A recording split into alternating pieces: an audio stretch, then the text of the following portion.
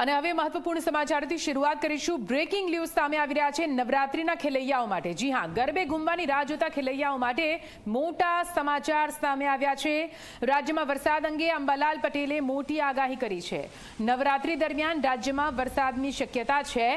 રાજ્યમાં તડકા વચ્ચે પડતા વરસાદ વિશે અંબાલાલ પટેલે ખુલાસો કર્યો છે। આ સાથે 8 થી 10મી ઓક્ટોબરે દક્ષિણ ગુજરાત, સૌરાષ્ટ્ર, મધ્ય ગુજરાતના અમુક વિસ્તારોમાં વરસાદ થઈ શકે છે। 10 થી 14મી ઓક્ટોબર દરમિયાન અરબી સમુદ્રમાં વરસાદી સિસ્ટમ બનવાની શક્યતા છે।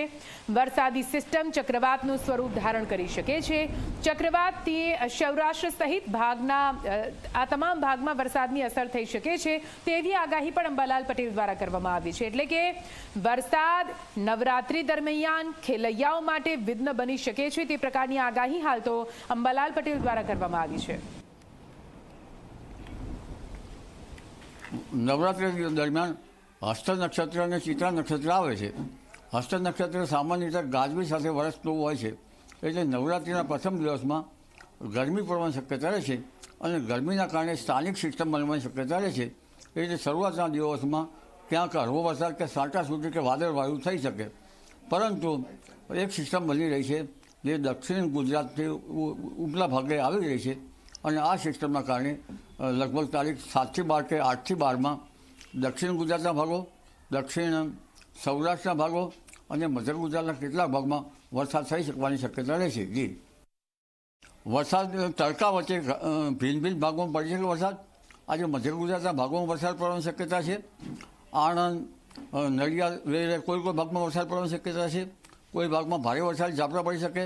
ખેડા જિલ્લાના ભાગોમાં પણ ક્યાંક વરસાદ પડવાની શક્યતા રહેશે। આ ઉપરાંત દક્ષિણ સૌરાષ્ટ્રના ભાગોમાં ક્યાંક વરસાદ પડવાની શક્યતા રહેશે।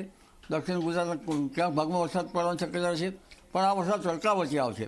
અમદાવાદ, ગાંધીનગરમાં પણ હળવા વરસાદ ઝાપટા આજના દિવસમાં પડી શકવાની શક્યતા રહેશે।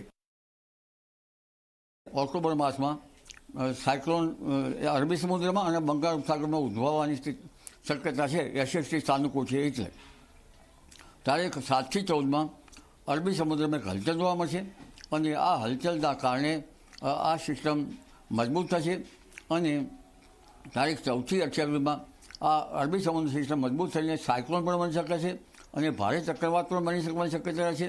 લગભગ આ સાયક્લોન ઓમાન તરફ જવાની શક્યતા રહેશે।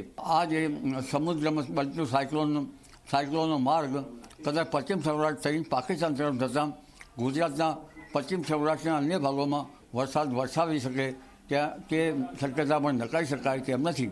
બંગાળ ઉપસાગરમાં પણ આજે સમયે સાયક્લોન બનેલું છે અને આ સાયક્લોન પણ મ્યાનમાર કે બાંગ્લાદેશ કે કોશિશ દક્ષિણ પૂર્વીય તટો પર ખબર લઈ નાખે તેવું રહેશે અને તેની અસર પણ ગુજરાતના ભાગોમાં વાદળવાયુ કરી શકે। જી।